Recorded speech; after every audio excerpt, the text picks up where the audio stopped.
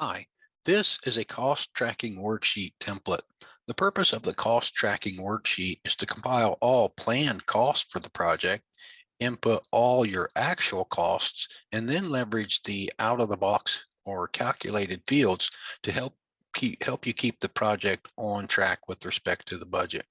So you'll notice in this template, we have a section here at the top to input all of your standard information, the name of the project and the project number, your sponsor's name and the project manager. You'll notice that there's a number of cells that are highlighted in light blue. These are the ones that have formulas to help you with your automatic calculation. So don't type into those fields. Let the formulas do their work. You'll notice that we have a number of different columns here for you to input your cost code, the description of the item that you plan to purchase, the vendor where you'll purchase it, your purchase order number, your original budgeted cost, meaning the original budgeted plan, the cost that you committing to this item, the cost that you've paid to date, any freight cost, and we even give you an opportunity to input any open PO cost.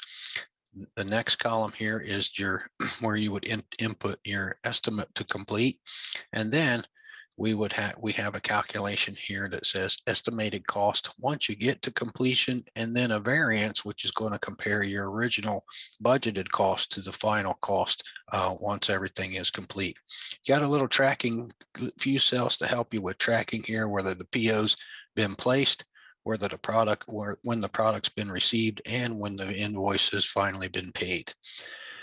We also have broken this template out so that you can have categories, or you can establish categories for the content that you'll be purchasing here.